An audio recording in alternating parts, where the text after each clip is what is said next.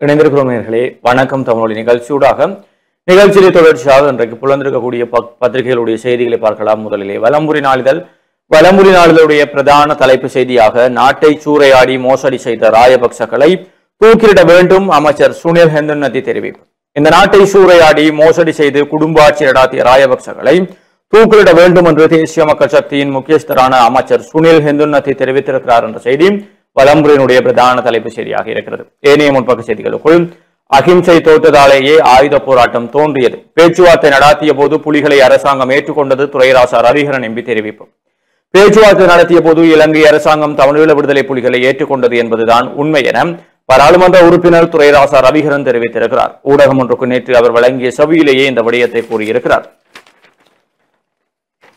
அவர் மேலும் தெரிவிக்கையில் தமிழீழ விடுதலை புலிகளை இலங்கை அரசாங்கம் ஏற்றுக்கொண்டது. இலங்கை அரசாங்கம் விடுதலை புலிகளுடன் பேச்சுவார்த்தைகள் நடாத்தியதை எல்லோரும் அறிவார்கள். விடுதலை புலிகள் போராட ஆரம்பித்தது அகிம்சை வழியில். எங்களுடைய பெரியவர்கள் மற்றும் எங்களுடைய தலைவர்கள் போராடி முடியாத நிலையில் தான் விடுதலை புலிகள் தோன்றினார்கள் என்பது எல்லோருக்கும் தெரியும். விடுதலை புலிகளை இப்போது பயங்கரவாதம் என்று சொல்லலாம். ஆனால் பயங்கரவாதம் என்றால் இலங்கை அரசாங்கம் பேச்சுவார்த்தை நடத்தியதை பிழை என்று தான் சொல்ல வேண்டும். பேச்சுவார்த்தை நடத்துகிறோம் என்றால் விடுதலை புலிகளை ஏற்றுக்கொள்கிறோம் என்ற வகையில் தான் செய்தது. ஆனால் விடுதலை புலிகளின் தாக்கம் என்று மக்களிடம் இருக்கிறது. அதற்கு காரணம் என்னவென்றால் முன்னைய அரசாங்கங்கள் செய்த அட்டூழியங்கள். விடுதலை புலிகள் இருக்கும்போது மக்களின் காணிகள் பாதுகாக்கப்பட்டன. மக்கள் விவசாயம் செய்தார்கள். ஆனால் இப்போது காணிகள் சூறையாடப்பட்டிருக்கின்றன. இவ்வாறு இருக்கையில் மக்கள் எவ்வாறு விடுதலை புலிகளை மறப்பார்கள் என்று ரவிகரன் எம்பி அவர்கள் தெரிவித்திருக்கிறார் என்ற செய்தியும் முற்பக்க செய்திகளாக முதலீடுகளை ஈர்ப்பது முதன்மை நோக்கமாகும் அமெரிக்க பிரதிநிதிகளிடம் ஜனாதிபதி தெரிவிப்பு. ஆன்லைன் வர்த்தகத்தில் பணத்தை இழந்த இளம் குடும்பஸ்தர் விபரீத முடிவெடுத்து மரணம். ஆன்லைன் வர்த்தகத்தில் பணத்தை இழந்த இளம் குடும்பஸ்தர் ஒருவர் விபரீத முடிவெடுத்து நேற்று உயிரிழந்திருக்கிறார். இதில் யாழ்ப்பாணம் போதனா வைத்தியசாலையைச் சேர்ந்த பொது சுகாதார சேவை முகாமைத்துவ உத்தியோகத்தராக பணிபுரியும் யாழ்ப்பாணம் கட்டுவன் பகுதியைச் சேர்ந்த தங்கராசா ராஜ்குமார் வயது 30 என்பவரை இவ்வாறு உயிரிழந்திருக்கிறார். குறித்த நபர் அமெரிக்க கம்பெனி ஒன்றில் ஆன்லைன் வர்த்தகத்தில் ஈடுபட்டு வந்திருக்கிறார். குறித்த வர்த்தகமானது நேற்று முன்தினம் இரவு சரிவடைந்துள்ளதால் அவருக்கு 1 கோடி ரூபாய் நஷ்டம் ஏற்பட்டிருக்கிறது. இதனால் அவர் மனவிரக்தி அடைந்த நிலையில் விபரீத முடிவெடுத்து தூக்கிட்டு உயிர் மாய்த்திருக்கிறார். அவரது சடலம் மீதான மரண விசாரணைகளை திடீர் மரண விசாரணை அதிகாரி ஜெயபாலசிங்கம் மேற்கொண்டார். தெல்லிப்பளை போலீசார் சம்பவம் தொடர்பான விசாரணைகளை முன்னெடுத்து வருகிறார்கள் என்ற செய்தியும் மின்கட்டணம் அதிகரித்தால் போராட்டங்கள் வெடிக்கும் எதிர்க்கட்சி தலைவர் சஜித் எச்சரிக்கை. அரசாங்கத்திடம் ஒப்படைத்த பாதுகாப்பு வாகனங்களை மீள கோரும் மஹிந்த மைத்திரி என்ற செய்திகளும் அராலி மேற்கில் கிணற்றில் தவறி விழுந்த பெண் உயிரிழப்பு என்ற செய்தி கட்டமிடப்பட்ட செய்திகளாக மாவீரர் துயிலும் இல்லங்களை துப்புரவு செய்யும் பணிகள் ஆரம்பம். எதிர்வரும் மாதம் மாவீரர் தினம் இடம்பெறவுள்ள நிலையில் மாவீரர் துயிலும் இல்லங்களை துப்புரவு செய்யும் பணிகள் ஆரம்பிக்கப்பட்டிருக்கின்றன என்ற செய்தி. நைஜீரிய இளைஞன் நாவற்குழியில் கைது. நைஜீரியாவைச் சேர்ந்த இளைஞன் ஒருவர் சாகவச்சேரி போலீசாரால் நேற்று சனிக்கிழமை கைது செய்யப்பட்டிருக்கிறார். நைஜீரியாவைச் சேர்ந்த இளைஞன் முச்சக்கர வண்டி ஒன்றில் பயணித்துக் கொண்டிருந்த வேளை சாகவச்சேரி போலீசாருக்கு கிடைத்த ரகசிய தகவலின் அடிப்படையில் நாவல்குடி பகுதியில் வைத்து குறித்த இளைஞனை போலீசார் கைது செய்தனர். கைது செய்யப்பட்ட இளைஞனிடம் மேற்கொள்ளப்பட்ட ஆரம்ப விசாரணைகளில் இளைஞன் இலங்கையில் தங்கி நிற்பதற்கான விசா காலம் நிறைவடைந்துள்ளமை தெரிய வந்திருக்கிறது. அதனைத் தொடர்ந்து மேற்கொள்ளப்பட்ட விசாரணைகளில் இளைஞன் தென்னிலங்கை ஜோதி ஒருவரை திருமணம் செய்து தென்னிலங்கையில் வாழ்ந்து வருவதாகவும் மன்னாருக்கு தனிப்பட்ட தேவைக்காக சென்று அங்கிருந்து யாழ்ப்பாணம் நோக்கி சென்று கொண்டிருப்பதாகவும் போலீசாரிடம் இளைஞன் தெரிவித்திருக்கிறார் என்று அந்த செய்தியும் காணப்படுகிறது. இவை வலம்புரியினுடைய முற்பக்க செய்திகளாக இருக்கிறது. உட்பக்க செய்திகளுக்குள் தீவிரமாக பரவும் எலிக்காய்ச்சல் 12 மாவட்டங்கள் எச்சரிக்கப்பட்டது. நாட்டில் 12 மாவட்டங்களில் எலிக்காய்ச்சல் பரவுவதற்கான அதிக ஆபத்துகள் உள்ள பகுதிகளாக அடையாளம் காணப்பட்டிருப்பதாக சுகாதார அமைச்சர் நலிந்த ஜெயதிஷ தெரிவித்திருக்கிறார். ஐக்கிய மக்கள் சக்தியின் பாராளுமன்ற உறுப்பினர் ரோஹண பண்டார எழுப்பிய கேள்விக்கு பதிலளிக்கும் போதே இதனை அவர் தெரிவித்திருக்கிறார் என்ற செய்தியும் காணப்படுகிறது. காலி ரத்னபுரி களுத்துறை கேகாலை குருநாகல் மாத்தரை அம்பாந்தோட்டை அனுராதபுரம் புலனறுவை பதுளை கம்பகா மற்றும் முனராகலை ஆகிய மாவட்டங்கள் இந்த பரவலுக்கு உள்ளாகி இருக்கின்றன என்றும் அவர் குறிப்பிட்டிருக்கிறார். தொடர்ச்சியாக முட்டை விலையை 10 ரூபாவால் குறைக்க முடிவு. அகில இலங்கை சிறு மற்றும் நடுத்தர முட்டை உற்பத்தியாளர்கள் சங்கம் முட்டை ஒன்றின் விலையை 10 ரூபாவால் குறைக்க தீர்மானித்திருக்கிறார்கள் என்ற செய்தியும் குரலிசை காவியம் யாழ்ப்பாணத்தில் வெளியீடு என்று அது தொடர்பான புகைப்படம். அதே போல வலம்புரி இன்றைக்கு வேத மலராக சங்குநாதம் புலந்திருக்கு. சங்குநாதத்திலே காணாமல் ஆக்கப்பட்ட உறவுகளின் தீராத தேடல் என்று ஜோசப் நயன் அவர்களுடைய கட்டுரை பிரதான கட்டுரையாக பிரசுரிக்கப்பட்டிருக்கிறது. தொடர்ச்சியாக ஆலடி மாநாடு சிகை அலங்கரிப்புக்கு உயர் கட்டணம் ஏழை மக்கள் பெரும் திண்டாட்டம் என்று ஆதித்தன் அவர்களுடைய கட்டுரை ஒன்றும் வியாசர் பதில்கள் பக்கத்திலே உரும்புராயை சேர்ந்த மகாலட்சுமி அவர்கள் செவ்வாய் கிரகத்திலாவது குடியிருக்க காணி நிலம் கிடைக்குமா வியாசரை என்ற கேள்விக்கும் காணி நிலம் வேண்டும் என்றான் மகாகவி பாரதி. என்றும் நிலத்தில் புலம்பெயர் உறவுகள் கால் பதித்தனரோ அன்று தொடங்கியது இந்த காணி விலையேற்றம். 1000 லட்சமாகி, லட்சம் கோடியாகி, கோடி கோடிகளாகி நிற்கிறது. ஒரு காணித்தூணின் விலை கோடிகளை தாண்டி கொண்டு செல்கிறது. இந்த நேரத்தில் அன்றாடம் உழைத்து பிழைப்பு நடத்தும் பாமரனால் தன் மகளுக்கு திருமணம் செய்து வைக்க ஒரு துண்டு நிலத்தை எவ்வாறு வாங்க முடியும் சொல்லுங்கள் என்று வியாசர் பதிலளித்தார். அதே போல நல்லதை பாராட்ட வேண்டும் என்கிறார்களே, அப்படி என்றால் தீயதை என்று வதிரியை சேர்ந்த தேவசேன அவர்களுடைய கேள்விக்கும், நல்லதை பாராட்டுவதை விட்டுவிட்டு தீயதை புகழ்வதற்காகவே இப்போதைய சமுதாயம் இசைவாக்கம் அடைந்து விட்டது. சமூகத்தில் எந்த கெட்ட பழக்கமும் இன்றி நடை உடை பாவனையில் நேர்த்தி நல்ல வேலை உழைக்கும் பணத்தை வீண் செலவு செய்யாமல் அப்படியே தாயிடம் கொடுக்கும் இளைஞர்களை விட வெளிநாட்டு மாமாவின் காசில் மோட்டார் சைக்கிள் வாங்கி வேலை வெட்டியின்றி வீதியில் நின்று போதைப்பாக்கு குமட்டியபடி முறுக்குபவர்களைத்தான் பிடிக்கிறது பல பேருக்கும் பெண்களுக்கும். இந்த நிலை தொடர்ந்தால் காவாலியும் விடுகாலியும் தான் அடுத்த தலைமுறையாய் இருக்கும் என்பதே உண்மை என்று வியாசர் பதிலளித்திருக்கிறார். போலிகளை தரமான பொருள் என்று விற்பனை செய்யும் நிறுவனங்கள் தொடர்பில் வியாசரின் கருத்து என்ன என்று யாழ்ப்பாணத்தை சேர்ந்த வதனன் அவர்களுடைய கேள்விக்கும், சைனாக்காரன் எப்போதும் திறம் சாமான் தயாரித்தான் என்ற கேள்விகளை விட்டுவிட்டு முகநூலில் எதை போட்டாலும் அதை நம்பி அள்ளுப்படும் சமுதாயம் இருக்கும் வரை போலிகளை திறமென விற்பவர்களின் கல்லா கட்டவே செய்யும். தன்னைத்தானே புகழ்ந்து அடுத்தவரை எய்த்து பிழைக்கும் இந்த கூட்டத்தை இனங்கண்டு இவர்களை ஓட ஓட விரட்ட ஆளில்லை என நினைக்கும் போதுதான் ரத்தம் கொதிக்கிறது. கொதித்தென பயன் போலிகளை நம்பும் கூட்டம் திருந்தாதவரை எதுவும் மாறாது என்று வியாசர் பதிலளித்திருக்கிறார். இஸ்ரேல் ஹமாஸ் போர் நிறுத்தம் காசா மக்களுக்கு விடிவு காலம் பிறந்து விட்டதாக என்று நாவாந்துறையை சேர்ந்த அஸ்லாம் அவர்களுடைய கேள்விக்கும், ஈழத்தமிழினத்தால் காசா மக்களின் வலியை உணர முடிகிறது என்பதை விட அதைவிட மோசமான வலிகளை நாம் அனுபவித்தோம் என்பதே உண்மை. இஸ்ரேல் என்ற அரக்க குணம் கொண்ட அரசு காசாவை துவசம் செய்துவிட்டது. இதற்கு அமெரிக்காவும் ஆதரவு என்பதுதான் வேதனை. காசா பெருநகர் மீள்வதற்கு இன்னும் 50 ஆண்டுகள் ஆகும் என ஐநா கூறியிருக்கிறது. அப்படியெனில் இப்போது காசா வரும் பாலைவனமே. இந்த வரி கொண்ட இஸ்ரேலின் போர் நிறுத்தம் எந்த அளவுக்கு உண்மையானதோ என்பதுதான் இன்றைய கேள்வி என்று வியாசர் பதிலளித்திருக்கிறார். எனக்கும் என் நண்பனுக்கும் சிறு சண்டை, ஒரு மாதம் பேசுவதில்லை, ஆனால் அவனிடம் பேசாமல் இருக்க முடியவில்லை, என்ன செய்யலாம் வியாசரை என்று மாதகளை சேர்ந்த விதுசன் அவர்களுடைய கேள்விக்கும், தம்பி நண்பர்களுக்குள் சண்டை வருவது சகஜம், ஆனால் அந்த கோபம் நீண்டுவிடக் கூடாது. அவ்வாறு நீண்டால் அது பெரும் வகையாக மாறிவிட வாய்ப்புண்டு. நட்பு என்பது எல்லை கடந்து எவ்வித எதிர்பார்ப்புமற்றது. ஆகையால் நண்பனிடம் மன்னிப்பு கேட்பதற்கு தயங்கக்கூடாது. இப்போது அவனை சந்தித்து மன்னித்து விடுகின்ற ஒரு வார்த்தையை கூறி பாருங்கள். உங்கள் நட்பு இருந்ததை விட இன்னும் பல மடங்கு உரமாகும் என்று தெரிவித்திருக்கிறார். ஐநாவில் இலங்கையின் கழுத்து இருக்கும் என்றார்களே, அப்படி இறுகியது மாதிரி தெரியவில்லை வியாசரே என்று யாழ்ப்பாணத்தை சேர்ந்த தமிழ் அவர்களுடைய கேள்விக்கும், சர்வதேசத்தினால் இலங்கை விடயம் கையாளப்படும் விதமே வேறு. இதை புரிந்து கொள்ளாமல் சர்வதேசம் ஈழத்தமிழினத்துக்கு விடிவு தரும் என நீங்கள் நம்பினால் அதற்கு எதுவுமே செய்துவிட முடியாது. இதைவிட இலங்கையில் உலக விசாரணைகளூடாக தமிழினத்துக்கு எந்த அரசுகளும் தீர்வு தரும் என பகல் கனவு காணவே வேண்டாம். தமிழினத்தின் விதி பயன் அந்த இனம் இவ்வளவுக்கு இன்னல் பட்டுவிட்டது. இனியாவது ஒரு மீட்சி கிடைக்க இறைவன் அருள் ஒன்றே தேவை என்ற செய்தியும். மண்டூலி சேர்ந்த ராஜ் அவர்கள் அணையா தீபம் அடித்து நொறுக்கப்பட்டது தொடர்பில் வியாசரின் கருத்து என்ன என்ற கேள்விக்கும், எங்கள் இனத்தை கருவறுக்க எவரும் பெற தேவையில்லை, நம் இனமே அதற்கு போதும். அணையா விளக்கை உடைத்து நொறுக்கியது பெரும்பான்மையினராக இருக்கும் என நீங்கள் நினைத்தால் உங்களைப் போல முட்டாள்கள் வேறு எவரும் இருக்க முடியாது. ஆம், குரோத மனம் கொண்டவர் எம்மவர்களின் செயலே இது. என்ன செய்வது, பண்டாரவன்னியனை காட்டிக் கொடுக்க ஒரு காக்கை வன்னியன் என்பது போல எம்மில் பல காக்கை வன்னியர்கள் இப்போது இருக்கவே செய்கிறார்கள் என்று வியாசர் பதிலளித்திருக்கிறார். அதே போல வண்டு நாடாத பூ என்ன பூ என்று சொல்ல முடியுமா வியாசரை என்று பூவோடையை சேர்ந்த தவராயன் அவர்களுடைய கேள்விக்கு, வண்டு நாடாத பூவுண்டோ, வாசம் தேடாத வண்டுண்டோ, கண்ணும் காணாத பெண்ணுண்டோ, காலம் வகை சொல்லும் கதை உண்டோ, வண்டை நாடாத பூவை நான் அறிந்திருக்கவில்லை தவராயன். அப்படி பூ ஒன்று உண்டனில் எனக்கு மட்டும் அதை ரகசியமாக கூறும், அது பிரகசியமாகாமல் நான் காத்துக் கொள்கிறேன் என்று வியாசர் பதிலளித்தார். இவை வியாசர் பதில்கள் பக்கமாக இருக்கிறது.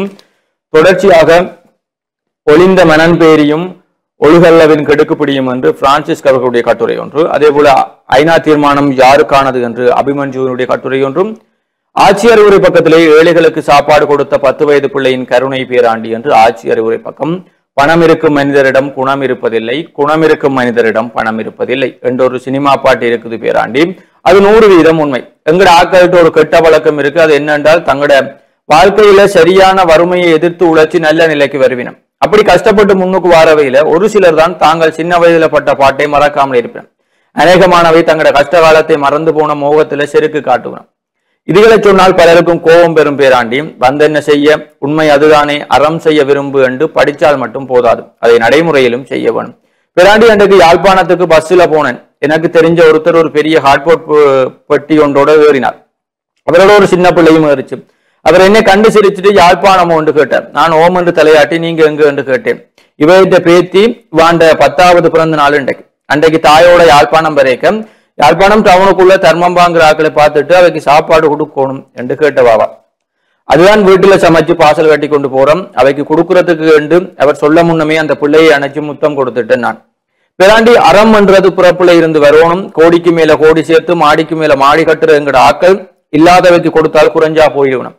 புத்தி உள்ள மனிதன் எல்லாம் வெற்றி காண்பதில்லை, வெற்றி பெற்ற மனிதன் எல்லாம் புத்திசாலி இல்லை, ஆட்சி வருவா என்று மாவேனா கஜேந்திரன் அவர்களுடைய ஆட்சி அறிவுரை பக்கம் காணப்படுகிறது.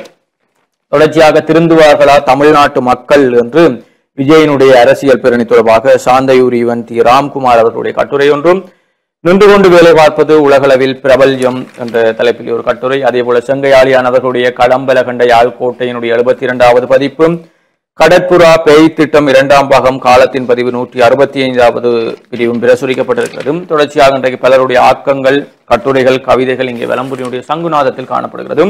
சுகமான விடியல் வலம்புரியினுடைய மருத்துவ சூழல் பகுதியிலே எமக்கு ஏற்படும் கோபத்தை என்ன செய்யலாம் என்றும் டாக்டர் சி சிவன் சுதன் அவர்களுடைய கட்டுரையும், தொடர்ச்சியாக உள்நாட்டு செய்திகளுக்குள் கனரக வாகனங்களால் சேதமடையும் வீதிகள், வேப்பகுளத்தில் பொதுமக்கள் போராட்டம், சீனா மீது கூடுதல் 100% வரி விதித்த டொனால்ட் ட்ரம்ப், நிதி மோசடி வழக்கில் அனில் அம்பானியின் உதவியாளர் கைது என்ற செய்திகளும் காணப்படுகிறது. விளையாட்டு செய்திகளுக்குள் தேசிய மட்ட கோலுண்டி பாய்தலில் மகாஜனா மாணவனுக்கு தங்கம், கொழும்பு தியகம மஹிந்த ராஜபக்ச சர்வதேச விளையாட்டரங்கில் நடைபெற்ற 38வது அகில இலங்கை பாடசாலைகளுக்கு இடையிலான 20 வயதுக்குட்பட்ட ஆண்களுக்கான போட்டியில் சாது சாந்தன் கோலுண்டி பாய்தலில் தங்கப்பதக்கத்தை கைப்பற்றியிருக்கிறார் என்று புகைப்படம் தாங்கி செய்தி அவர்களுக்கு நாங்களும் வாழ்த்துக்களை தெரிவித்துக் கொள்கிறோம். தேசிய மட்ட தட்டெறிதல் போட்டி வவுனியா தமிழ் மத்திய மகா வித்தியாலய மாணவனுக்கு தங்கம், மகளிர் உலகினம் பங்களாதேஷை வீழ்த்தி நியூசிலாந்து அபாரம், கால்பந்தாட்டத்தில் முதல் தடவையாக சரித்திரம் படைத்தது இலங்கை என்ற செய்திகள் விளையாட்டு செய்திகளுக்குள் இருக்கிறது. தொடர்ச்சியாக விளம்பரியுடைய ஆசிய தலையங்கமாக உள்ளூராட்சி சபைகள் நிதானமாக முடிவு எடுக்க வேண்டும் என்ற தலைப்பில் ஆசிய தலையங்கம், சீன கடன் புற முன்னிற்கும் அரசாங்கம் தானாக உதவ முன்வந்த இந்தியாவை புறக்கணிப்பது ஏன், பாராளுமன்றத்தில் சாணக்கியன் கேள்வி என்ற செய்திகளும் காணப்படுகிறது. இவைதான் விளம்பரியினுடைய முதன்மை செய்திகளாக இருக்கிறது. தொடர்ச்சியாக உதயன் நாளிதழின் செய்திகளோடு இணைந்திருக்கலாம். உதயனுடைய பிரதான தலைப்பு செய்தியாக தையிட்டியில் சட்டவிரோதமான திசவிகாரையில் திடீர் விழா கூடும், போலீசார் தலைமையில் ஏற்பாடு, கண்காணிப்பும் அது உச்சம். தையிட்டு திசவிகாரையில் போலீசாரின் முழுமையான பங்களிப்புடன் நாளை விழா ஒன்றுக்கான ஏற்பாடுகள் முன்னெடுக்கப்பட்டு வருகின்றன. இது பொதுமக்கள் மத்தியில் பெரும் விசனத்தை ஏற்படுத்தி இருக்கிறது என்ற செய்தி பிரதான தலைப்பு செய்தி. திசவிகாரையில் விழா, போராட்டம் நடாத்த முடிவு என்ற செய்திகளும் காணப்படுகிறது. முச்சந்தி முரளியினுடைய கருத்தாக கட்டினது சட்டவிரோதம், இதுக்கு 1008 விழாதான் இல்லாத குறை கண்டியலோ என்றும் உச்சந்தி முரளியினுடைய கருத்து அமைந்திருக்கிறது. கொக்குவில் பிரம்படி படுகொலைகள் 38வது நினைவேந்தல் என்ற செய்தியும், பிரபாகரனுக்கு என்று என் மரியாதை உண்டும், இறுதி வேட்டு வரை போரிட்டவர் பொன்சேகா நேற்று புகழாரம், பிரபாகரனுக்கு என்றும் என் மரியாதை உண்டு என்று அவர் தெரிவித்தார். போர்க்களத்தில் இருந்து தப்பியோடாமல் இறுதி வேட்டு வரை போராடி உயிர் நீத்தமைக்காக பிரபாகரன் மீது எனக்கு எப்போதும் தனி மரியாதை உண்டு, இவ்வாறு பொன்சேகா கூறியிருக்கிறார். அவர் மேலும் தெரிவித்ததாவது, பிரபாகரன் நமது எதிரணியாக இருந்தாலும் தப்பியோடாமல் இறுதி வரை சமரிட்டார், அதற்குரிய கௌரவத்தை நான் வழங்கி வருகிறேன். போர்க்களத்தில் இருந்து தப்பியோடாமல் இறுதி வேட்டு வரை பிரபாகரன் போரிட்டார். எனவே இந்த விடயத்துக்காக இராணுவ சிப்பாய் என்ற அடிப்படையில் பிரபாகரன் மீது எனக்கு எப்போதும் தனியான மரியாதை உள்ளது என்று சரத் பொன்சேகா தெரிவித்திருக்கிறார் என்ற கருத்தும் காணப்படுகிறது. இணைய வர்த்தகத்தில் நிதி இழப்பு, தவறான முடிவெடுத்த இளைஞர் பலி என்ற செய்திகள் உதயனுடைய முற்பக்க செய்திகளாக இருக்கிறது. உள்பக்க செய்திகளுக்குள் காரதீவில் படைவசம் இருந்த காணி 35 வருடங்களின் பின் விடுவிப்பு என்ற ஒரு செய்தி, சமஷ்டி எனும் இலக்கியம் தமிழரசு கட்சி வலுவாது, CVK சிவஞானம் தெரிவிப்பு என்ற செய்தியும், அதே போல உதயனுடைய மருந்துக்கும் இல்லா மண்டேலாக்கள் என்ற தலைப்பிலே ஆசிரியர் தலையங்கமும் காணப்படுகிறது. தொடர்ச்சியாக உதயனுடைய வேரமலரான சஞ்சீவி வேரமலர்களே ஐநா தீர்மானம், மருத்துவர் மனோகரனின் விழிகள் எங்களை பார்த்து கொண்டிருக்கின்றன என்ற தலைப்பிலே நிலாந்தன் அவர்களுடைய கட்டுரை பிரசுரிக்கப்பட்டிருக்கிறது. தமிழ் தேசிய கட்சிகளின் முரண்பாடுகளை சாதகமாக்கிய ஜெனீவா அறிக்கை என்று நிக்சன் அவர்களுடைய கட்டுரையும்,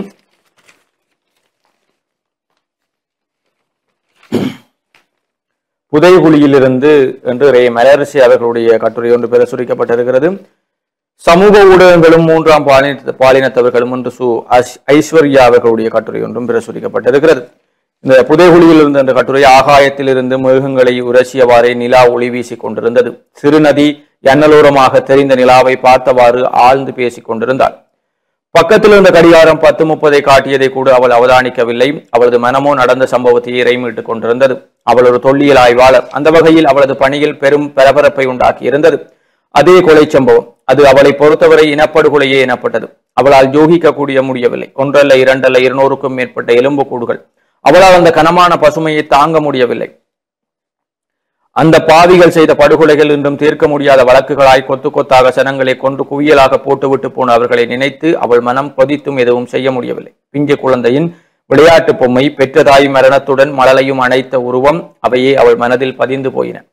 அவள் கண்களில் இருந்து நீர் சொட்ட பக்கத்தில் இருந்த மகள் மித்ரா தாயை அழைத்தாள். திடுக்கிட்டவளாக மகளை நோக்கி, மிதுக்குட்டி படுங்கோ, அம்மா பாத்ரூமுக்கு போயிட்டு வாரன் என்று கூறியவாறே அவளது தலையை கோதிவிட்டு பாத்ரூமை நோக்கி ஊன்றுகோளுடன் நடந்தாள். நடந்தவள் முகத்தை கழுவிவிட்டு மீண்டும் அறையை நோக்கி நடந்தாள். அறை வாசலில் நின்றவாறே அறையை எட்டி பார்த்தாள். அங்கு அவளது மகள் நித்திரை செய்து கொண்டிருந்தாள்.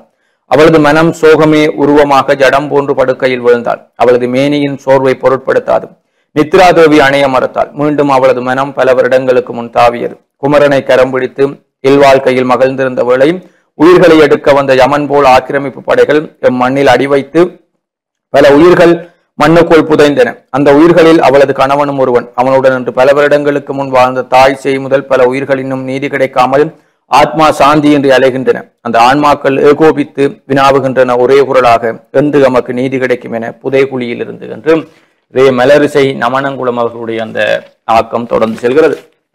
தொடர்ச்சியாக மாணவரற்ற பாடசாலையை மூடுவதை தவிர்க்க முடியாது, பிரதமர் ஹரிணி தெரிவிப்பு என்ற செய்தியும், பெறுபேற்று கட்டமைப்பு புதிதாக உருவாக்கம், பொதுத்துறையில் பெறுபேறுகளை அடிப்படையாக கொண்ட முகாமைத்துவத்தை வலுப்படுத்துவதற்காக 22 அமைச்சுக்கள் மற்றும் அவற்றுடன் இணைந்த நிறுவனங்களுக்கான புதிய அமைச்சுசார் பொறுப்பேற்பு கட்டமைப்பு ஒன்றிய அரசாங்கம் அறிமுகப்படுத்தி இருக்கிறது என்ற செய்தி,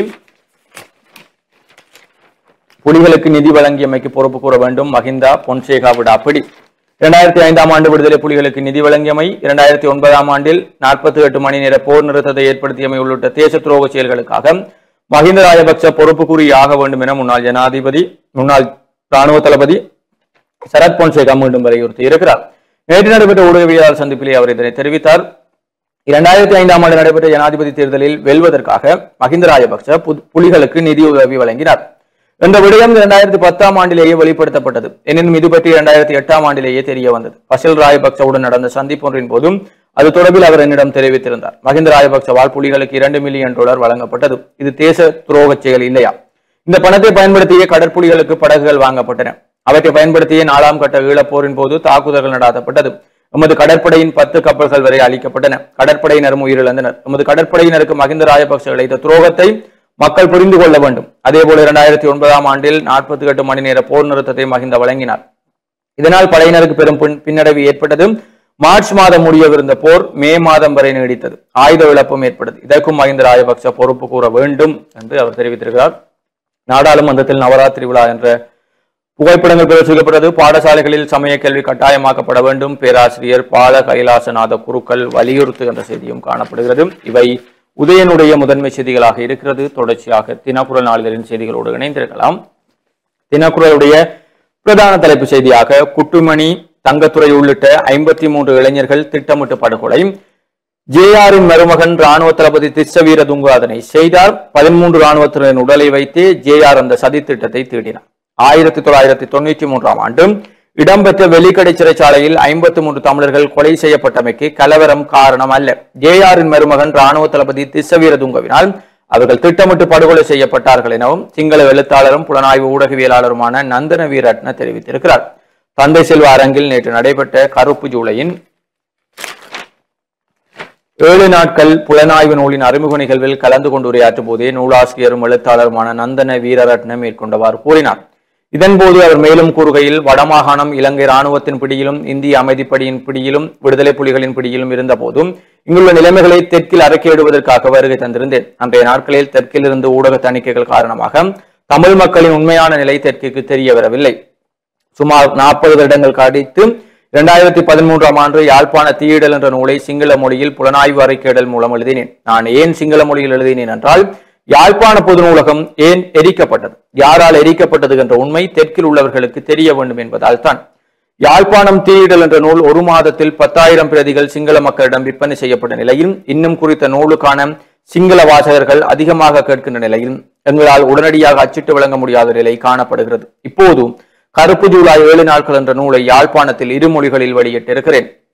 இந்த நூலில் கருப்பு ஜூலையில் சூத்திரதாரிகள் யார், யாருக்காக தமிழ் மக்களை கொன்றொழித்தார்கள், வெலிக்கடை சிறைச்சாலை கலவரத்தின் பின்னணி, வெலிக்கடை சிறைச்சாலைக்கு தமிழ் இளைஞர்கள் எவ்வாறு கொண்டு வரப்பட்டார்கள், போன்ற பல புலனாய்வு தகவல்களை ஆதாரத்துடன் எழுதியிருக்கிறேன். அநேகமானவர்கள் இன்று நம்பிக்கொண்டிருக்கிறார்கள். 1983 ஆண்டு வெலிக்கடை சிறைச்சாலைக்குள் கைதிகளுக்குள் ஏற்பட்ட முரண்பாடுதான் குட்டிமணி உட்பட 53 தமிழ் இளைஞர்கள் கொல்லப்பட்டமைக்கு காரணம் என. உண்மை அதுவல்ல. நான் அக்கால பகுதியில் வெலிக்கடை சிறைச்சாலையின் பிரதம சிறை காவலரை நேரடியாக வாக்குமூலம் பெற்றேன். 1983 யாழ்ப்பாணத்தில் இடம்பெற்ற குண்டுவெடிப்பில் 13 இராணுவத்தினர் கொல்லப்பட்ட நிலையில் அவர்களின் பூத உடலை கொழும்புக்கு எடுத்து சென்று கலவரத்திற்கான திட்டத்தை ஏஆர் வகுத்தார். வெலிக்கடை சிறைச்சாலையில் குட்டுமணி உட்பட 53 தமிழ் இளைஞர்கள் கொல்லப்பட்டமை சிறையில் ஏற்பட்ட கலவரம் அல்ல, ஒரு வார திட்டத்துக்கு முன்னதாக நன்கு திட்டமிடப்பட்ட படுகொலை. 1981 அப்போதைய ஜனாதிபதி ஜேஆரின் மருமகனான இராணுவ தளபதி திஸ்ஸவீரதுங்கவை ஜேஆர் யாழ்ப்பாணம் அனுப்பி வைக்கிறார். ஒரு வாரத்துக்குள் பயங்கரவாதத்தை அழித்து வரும்படி. ஆனால் வீரதுங்கவினால் அழிக்க முடியவில்லை. அதற்கு பழிவாங்கும் நோக்குடன் வடமாகாணத்தில் பல்வேறு இடங்களில் கைது செய்யப்பட்ட தமிழ் இளைஞர்களை வெலிக்கடை சிறைச்சாலைக்குள் கொண்டு வருமாறு உத்தரவு வழங்கப்பட்ட நிலையில் பல்வேறு இடங்களில் உள்ள இராணுவ முகாம்களில் இருந்தும் ஓரிரு நாட்களில் தமிழ் இளைஞர்கள் வெலிக்கடை சிறைச்சாலைக்கு கொண்டு வரப்பட்டனர். நன்கு திட்டமிடப்பட்டபடி தண்டனை பெற்ற சிங்கள கைதிகளுக்கு விடுதலை தருவதாக கூறி குட்டுமணி உட்பட்ட 53 தமிழ் இளைஞர்களை படுகொலை செய்தார்கள். இந்த படுகொலையுடன் தொடர்புபட்ட அத்தனை சிங்கள கைதிகளும் சிறையில் இருந்தே ஜேஆர் அரசாங்கத்தினால் விடுவிக்கப்பட்டனர். 1987 ஆண்டு 23ஆம் தேதி ஆரம்பித்த தமிழ் மக்களுக்கு எதிரான இனக்கலவரம் 7 நாட்கள் நீடித்தது. 30,000க்கும் மேற்பட்ட அப்பாவி தமிழ் மக்கள் கொன்று வீசப்பட்டார்கள். கொழும்பு மற்றும் புறநகர் பகுதிகளில் தமிழ் வர்த்தகர்களுடைய கடைகள், வீடுகள் தீயிட்டு அளிக்கப்பட்டன. ஒரு வாரம் இடம்பெற்ற ஜேஆரின் வெறியாட்டத்தின் பின்னர் சிங்கள ஊடகங்களுக்கு முன் தோன்றிய ஜேஆர், உங்கள் ஆயுதங்களை கீழே வையுங்கள் என்றார்.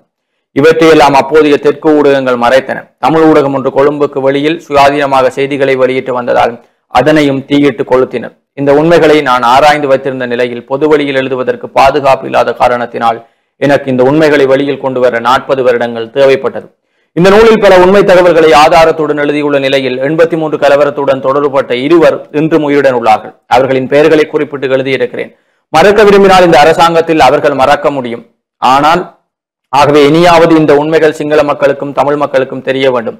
தற்போதைய தேசிய மக்கள் சக்தி அரசாங்கத்தில் இந்த நூலை 2 மொழிகளிலும் வெளியிட்டு வைக்கிறேன் என அவர் மேலும் தெரிவித்தார் என்று அந்த செய்தி. குரல் பதிப்பாக வடக்கில் அதிகரிக்கும் உளநல பிரச்சனைகள் என்ற தலைப்பிலேயே குரல் பதிப்பு. மன்னார் காற்றாலை விவகாரம் அரசியலா ஆத்மார்த்தமா என்ற தலைப்பிலே நெடுந்தீவு ஜெயபாலன் அவர்களுடைய கட்டுரை ஒன்றும், வட இலங்கையின் வளங்களும் அவற்றின் பேண்தகு பராமரிப்பும் என்று டாக்டர் எஸ் சிவகுமார் அவர்களுடைய கட்டுரை ஒன்று பிரசுரிக்கப்பட்டிருக்கிறது. அரியாலை திண்மக்கழிவு நிலையம் மக்கள் போராட்டமா அரசியல் காழ்ப்புணர்ச்சியா என்ற தலைப்பிலே கலையமுதன் அவர்களுடைய கட்டுரையும் பிரசுரிக்கப்பட்டிருக்கிறது. தொலைந்து போன கிராமிய விளையாட்டுகள், புகைவண்டி விளையாட்டு என்று ஏ சரண்ராஜ் உடற்கல்வி பிரிவு கல்வியற் கல்லூரி மட்டக்களப்பு அவர்களுடைய கட்டுரையும், தேசிய மட்ட விளையாட்டு தரம் பேணப்பட வேண்டும் தர்மகுமாரன் தலைவர் உடற்கல்வி டிப்ளோமா ஆசிரியர் சங்கம் அவர்களுடைய கட்டுரையும் பிரசுரிக்கப்பட்டிருக்கிறது. அரசியல் தீர்வு குறித்து அரசிடம் தெளிவில்லை என்ற தலைப்பிலே ரொசான் நாகலிங்கம் அவர்களுடைய நேர்காணல் இங்கே பிரசுரிக்கப்பட்டிருக்கிறது. மாயன்களின் மர்மம் நிறைந்த வரலாறுடைய 5வது பாகமும் பிரசுரிக்கப்பட்டிருக்கிறது. மணிவிழா நாயகனை பாராட்டி வாழ்த்துகிறோம். சண்முக வடிவேல் கிராம அலுவலர் தரம் 1 என்று அந்த மணிவிழா நாயகனுடைய புகைப்படம் பிரசுரிக்கப்பட்டிருக்கிறது. திருத்தந்தை புனித 2ஆம் அருள் சின்னப்பர் 2007ஆம் ஆண்டு துப்பாக்கிதாரி முகமது அலியஹா கத்தோலிக்க மதத்தை தழுவினார். என்னை சுட்டவனுக்காக மன்றாடுகிறேன், உண்மையில் அவனை மன்னிக்கிறேன் என்று அதுரவான கட்டுரை ஒன்று பிரசுரிக்கப்பட்டிருக்கிறது. அதே போல தினக்குரலுடைய வாரமலரே பலருடைய ஆக்கங்களும் காணப்படுகிறது. ஐநா பயங்கரவாதியாக அறிவித்த முத்தாகி இந்தியா விஜயம் என்று அதுரவான கட்டுரை ஒன்றும், இஸ்ரேல் ஹமாஸ் அமைதி ஒப்பந்தம் பயண கைதிகள் விடுதலை திங்களன்று ஆரம்பமாகும் வெள்ளை மாளிகை தகவல் என்ற செய்தியும், குரலிசை காவியத்தின் பாகம் 2 யாழ்ப்பாணத்தில் வெளியிட்டு வைப்பு. யாழ் இந்திய துணை தூதரகத்தின் ஏற்பாட்டில் இந்தியாவின் புகழ்பெற்ற இசைக்கலைஞர் லெடியன் நாதஸ்வரம் மற்றும் அவரது சகோதரி அமிர்தவர்ஷினி ஆகியோரின் குரலிசை காவியத்தின் பாகம் 2 வெளியீடு நேற்று முன்தினம் வெள்ளிக்கிழமை யாழ்ப்பாணம் திருவள்ளுவர் பண்பாட்டு மையத்தில் நடைபெற்றது என்று அது தொடர்பான புகைப்படங்களும் பிரசுரிக்கப்பட்டிருக்கிறது. தினக்குரலுடைய ஆசிரியர் தலையங்கமாக வடக்கில் குற்ற கும்பல்கள் சுதந்திரமாக நடமாடுகின்றனர் தலைப்பிலே ஆசிரியர் தலையங்கம். யாழ் வலய பணிப்பாளர் நியமனம் அதிகார வரம்பை மீறும் செயல் அறிக்கை கோரியது மனித உரிமைகள் ஆணைக்குழு என்ற செய்தியும், இறுதிப்பக்க செய்தியாக 2000 வீடுகள் வழங்கினோம் என பொய் கூறும் அனூர் அரசு வரும் சான்றிதழ்கள் மட்டுமே வழங்கப்பட்டன. பெருந்தோட்ட பகுதிகளில் 2000 பேருக்கு வீடுகள் வழங்குவதாக அமைச்சர் குறிப்பிட்டது பொய் என்று குற்றம் சுமத்தி இருக்கக்கூடிய ஐக்கிய தேசிய கட்சியின் நுவரெலியா மாவட்ட பாராளுமன்ற உறுப்பினர் ஜீவன் தொண்டமான் வரும் சான்றிதழ்கள் மட்டுமே மக்களிடம் கையளிக்கப்பட்டன என்று தெரிவித்தார் என்ற செய்திகளும் காணப்படுகிறது. இவைதான் தினக்குரலுடைய முதன்மை செய்திகளாக இருக்கிறது. தொடர்ச்சியாக ஈழநாட்டு பத்திரிகையின் செய்திகளோடு இணைந்திருக்கலாம். ஈழநாட்டு பத்திரிகையினுடைய பிரதான தலைப்பு செய்தியாக சட்டவிரோத செயல்பாடுகள் வடமாகாணத்தில் அதிகரிப்பு, போலீசாரின் ஒத்துழைப்பு போதாது, மாவட்ட செயலாளர்கள் குற்றச்சாட்டு. வடக்கு மாகாணத்தில் சட்டவிரோத செயல்பாடுகள் அதிகரித்துள்ள நிலையில் போலீசாரின் ஒத்துழைப்பு போதாது என மாவட்ட செயலாளர்கள் சுட்டிக்காட்டியிருக்கிறார்கள் என்ற செய்தி பிரதான தலைப்பு செய்தி. பிரபாகரன் உயிருடன் இருந்திருந்தால் மஹிந்தவின் அரசாங்கத்தில் அவர் அமைச்சர் கூறுகிறார் சரத் பொன்சேகா.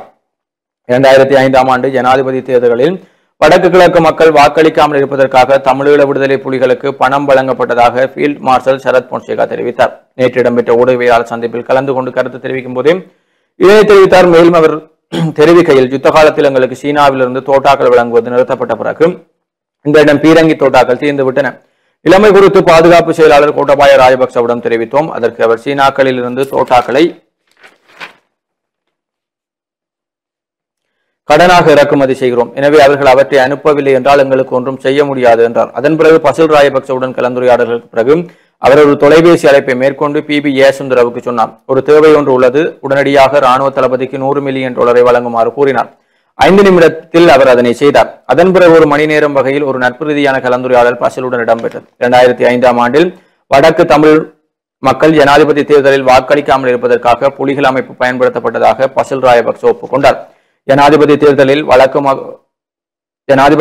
வடக்கு மக்கள் வாக்களிக்காமல் இருப்பதை அவர்கள் உறுதி செய்ததோடும் அதற்காக நாங்கள் என்ன செய்ய வேண்டும் என கேட்க கடற்புலிகள் பயன்படுத்தப்படும் டோரா வகை படகுகளுக்காக மலேசியாவுக்கு பணம் வழங்க வேண்டும் என அதற்காக $2 மில்லியன் வழங்குமாறும் கோரியுள்ளார். அதற்கமைய அந்த அமைப்புக்கு நிதி உதவி வழங்கப்பட்டிருக்கிறது. அது வெளிநாடு ஒன்றில் வைத்து வழங்கப்பட்டது. அந்த நாடு எது என்பதை நான் இங்கு குறிப்பிட விரும்பவில்லை. அதிலிருந்து தாக்குதல் படகுகள் வந்து எங்களை தாக்கின. ஏராளமான அப்பாவி கடற்படை வீரர்கள் இறந்தனர். இவர்கள் செய்த தேச துரோக செயல் இல்லையா? மஹிந்த ராஜபக்சவின் மகன் கடற்படையில் பணியாற்றிய போதிலும் அவர் கடலுக்கு சென்று யுத்தம் புரியவில்லை என்று அவர் தெரிவித்திருக்கார் என்ற செய்தி. அரசாங்கத்தை ஆட்டம் காண வைக்கும் அடுத்த கட்ட நகர்வு ரணில் தலைமையில் வியூகம் என்ற செய்தியும், வாக்குறுதிகளுக்கு எதிராக நாம் செயல்பட மாட்டோம் அமைச்சர் லால்காந்த தெரிவிப்பும், ஒன்லைன் வர்த்தகத்தால் $1 கோடி நட்டம், இளம் குடும்பஸ்தர் உயர்மாய்ப்பு என்ற செய்திகள் முற்பக்க செய்திகளாக இருக்கிறது. குறைசை காவியம் பாகம் 2 யாழ்ப்பாணத்தில் வெளியீடு என்று தொடர்பான புகைப்படம். நம்பிக்கை வைக்கக்கூடிய வகையில் போலீசார் செயல்படுதல் வேண்டும், வடக்கு மாகாண ஆளுநர் வேதநாயகன் தெரிவிப்பும். மக்கள் நம்பிக்கை வைக்கக்கூடிய வகையில் போலீசாரின் நடவடிக்கைகள் அமைக்க வேண்டும் என்று வடக்கு மாகாண ஆளுநர் வேதநாயகன் தெரிவித்திருக்கிறார். மாலதியின் 38ஆம் ஆண்டு நினைவு நாள் அனுஷ்டிப்பு. தமிழீழ விடுதலை புலிகள் அமைப்பின் வீரமரணம் அடைந்த முதல் பெண் போராளி மாலதியின் 38வது நினைவேந்தல் நிகழ்வு நேற்று முன்தினம் வெள்ளிக்கிழமை மன்னார் ஆட்காட்டி வழியில் அமைந்துள்ள அவரது இல்லத்தில் நடைபெற்றது. குடும்ப உறவுகளால் ஏற்பாடு செய்யப்பட்ட இந்த நினைவேந்தல் நிகழ்வில் மாந்தை மேற்கு பிரதேச சபை தவிசாளர், அருட்தந்தை, முன்னாள் போராளிகள், உறவினர்கள் உள்ளடங்களாக பலர் கலந்து கொண்டனர். இதன்போது மாலதியின் உருவப்படத்துக்கு பொதுச்சுடர் ஏற்றப்பட்டு மாலை அணிவித்து மலர் தூவி அஞ்சலி செலுத்தப்பட்டது என்ற செய்தியும். நாடு முழுவதும் சட்டவிரோத நிதி நிறுவனங்கள் தோற்றம், எதிர்க்கட்சித் தலைவர் சஜித் தெரிவிப்பு. அதேபோல ஈழநாட்டினுடைய ஆசிரியர் தலையங்கமாக இது வடக்கின் மீதான பாராமுகமான தலைப்பிலே ஒரு ஆசிரியர் தலையங்கம். அன்பை விதைத்தால் ஆயுள் அதிகரிக்கும் என்று சாந்தகுமார் அவர்களுடைய கட்டுரை ஒன்றும், மாகாண சபை தேர்தல்கள் குழப்பகரமான அறிவிப்புகளை செய்யும் அரசாங்கம் என்று வீரகத்தி தனபாலசிங்கம் அவர்களுடைய கட்டுரையும், வடக்கின் அபிவிருத்தியில் பெருமளவில் அக்கறை காட்டும் தேசிய மக்கள் சக்தி அரசாங்கம் கலாநிதி ஜஹான் பெரேரா அவர்களுடைய கட்டுரை, சமஷ்டிக்கு சொந்தக்காரர் யார், இதுவல்ல இன்றைய பிரச்சனை என்று நல்லூரான் அவர்களுடைய கட்டுரை என்றும் காணப்படுகிறது. வடக்கு கிழக்கின் ஒருங்கிணைந்த அபிவிருத்தி போருக்கு பின்னரான முதலாவது சர்வதேச மாநாடு என்று கனடாவிலே நடைபெற்றிருக்கக்கூடிய அந்த மாநாடு தொடர்பான புகைப்படங்கள் பிரசுரிக்கப்பட்டிருக்கிறது. அதே போல விஜய் ஒரு தலைவனாக மேலெழுவாரா, வில்லன் சாகும் வரை அடித்து பின்னும் சாகாவரம் பெற்ற கதாநாயகனாக மேலெழுவது சினிமாவில் நடப்பது. ஆனால் அரசியலில் அதற்கான உண்மையும் தியாகமும் வீரமும் அதிகம் தேவை, காலமும் தேவை என்றும் நிலாந்தன் அவர்களுடைய கட்டுரை காணப்படுகிறது. ஏற்றுக்கொள்ளப்பட்ட ஒப்பந்தம் காசாவில் அடுத்து என்ன நடக்கும் என்று காத்ரின் ஹீத்வுட் அவர்களுடைய கட்டுரை ஒன்றும், 2 ஆண்டில் 5 பிரதமரை கண்ட பிரான்ஸ், மக்ரோனின் சிறுபான்மை அரசு நிலைக்குமா என்று ஐங்கரன் விக்னேஸ்வரா அவர்களுடைய கட்டுரை, 1 வருடம் கடந்து விட்டது, சம்பள அதிகரிப்பு கிடைக்குமா, ஜீவன் துண்டமான அரசாங்கத்திடம் கேள்வி. அதேபோல தமிழ் தேசியவாத அரசியலின் எதிர்காலம் நூல் அறிமுக நிகழ்வு 18ஆம் தேதி யாழ் நல்லூரில் நடைபெறும் என்ற செய்தியும், பாதுகையில் திடீரென சுவையீனமுற்ற 60 மாணவர்கள் மருத்துவமனையில் என்ற செய்தியும் காணப்படுகிறது. ஈழநாட்டினுடைய இறுதிப்பக்க செய்திகளுக்குள் டிஐடி விசாரணைகளை துரிதமாக்க புதிய திட்டம், 10,000 புதிய அதிகாரிகள் நியமனம், நாட்டில் முன்னெடுக்கப்படும் விசாரணைகளை துரிதப்படுத்துவதற்கு 10,000 புதிய அதிகாரிகளை நியமிக்க திட்டமிட்டுள்ளதாக பொதுமக்கள் பாதுகாப்பு பிரதி அமைச்சர் சுனில் வட்டகல தெரிவித்திருக்கிறார். போதைப்பொருள் தொடர்பில் போலீசாருக்கு அறிவித்த தந்தைக்கும் மகனுக்கும் வாழ்வெட்டு, பருத்தித்துறை பகுதியில் சம்பவம். விளக்கமறியலில் உள்ள இந்திய மீனவர்களை உடன் விடுவிக்குமாறு உறவுகள் கோரிக்கை. தமிழக கடற்தொழிலாளர் 47 பேர் கைது செய்யப்பட்டமை அதிர்ச்சி. முதல்வர் ஸ்டாலின் இந்திய அரசுக்கு கடிதம். போதைப்பொருள் கடத்திய குற்றச்சாட்டில் மன்னார் இளைஞருக்கு 10 ஆண்டுகள் சிறை. தங்க விற்பனை 60% சரிவு என்ற செய்தியும், சட்டவிரோதமாக நாட்டுக்கு கொண்டு வரப்பட்ட புறாக்களை பறிமுதல் செய்த கடற்படையினர் என்ற செய்திகளும் காணப்படுகிறது. இதான் ஈழநாட்டினுடைய முதன்மை செய்திகளாகவும் இன்றைக்கு புலந்திருக்கக்கூடிய நாளிதழ்களுடைய முதன்மை செய்திகளாகவும் இருக்கிறது. தொடர்ந்து மனிதர்கள் நேர்களே சிறிய ஒரு விளம்பர இடைவெளிக்கு பிறகு மீண்டும் சந்திப்போம்.